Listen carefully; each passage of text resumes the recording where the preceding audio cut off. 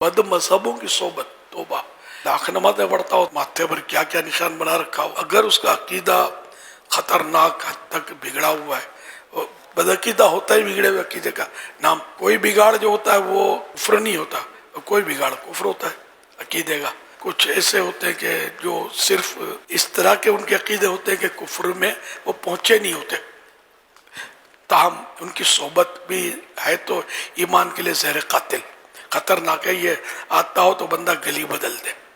ان سے کوئی علیق سلیق، کوئی تعلقات رکھنے کی شریعت میں اجازت ہے نہیں. کسی صحابی کی توہین تو یہ ضلالت ہے، گمراہی ہے یہ بھی بہت خطرناک کہ کب جا کر یہ کفر میں کود جائے، اس کا بھروسہ کچھ بھی نہیں ہے.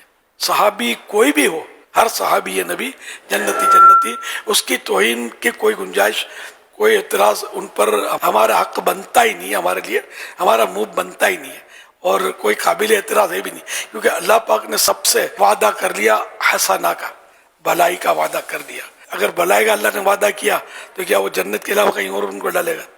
جنت ہی عطا فرمائے گا. انڈرسٹوڈ ہے. جتنے بھی صحابہ کرام ہیں، جیسے باشد وہ کوئی بھی ہوں، تو سب کے سب معظم ہیں اور سب کا احترام فرض ہے.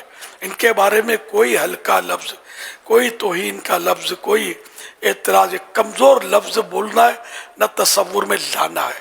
یہ سب ہمارے آقا ہے. اللہ پاک کے پیارے میرے آخری نبی صلی اللہ علیہ وسلم نے ارشاد فرمایا، اللہ پاک جب کسی بندے سے بھلائی کا ارادہ فرماتا ہے تو اس کے دل میں میرے تمام اصحاب کی محبت کو ڈال دیتا ہے. اتنا بڑا کرم ہے اللہ پاک کا ہم غلامان صحابہ والے بیت پر کہ ہمارے دل میں محبت ڈالی ہے اسی رب نے. کرم ہے اس کا. انشاءاللہ بھلائی کی منزل سے بھی ہمارا رب ہمیں محروم نہیں فرمائے گا. شارح حدیث امام عبدالرؤف مناوی رحمت اللہ علیہ فرماتے ہیں، اس حدیث میں اصحاب سے تمام صحابہ کرام علیہم الرضوان کی محبت مراد ہے.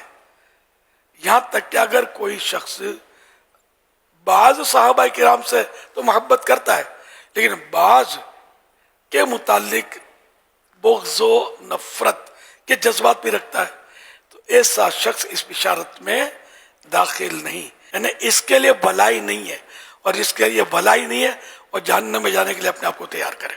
نہ رب کی طرف سے جس کے لیے بھلائی نہیں ہے تو اس نے جہنم سے بچنا کب ہے؟ تو بعض فرق کرنا نہیں ہے.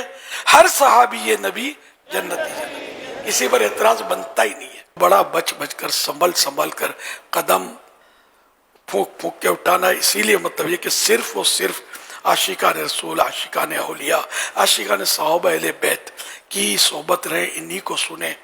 یہ بد مذہبوں کے، بدعقیدہ لوگوں کے کلپ بھی مت سنا کریں. ان کی تقریریں نہیں سننی، ان کی تحریریں نہیں دیکھنی. اپنوں کے پاس ہی رہنا ہے، اپنوں کو سننا ہے.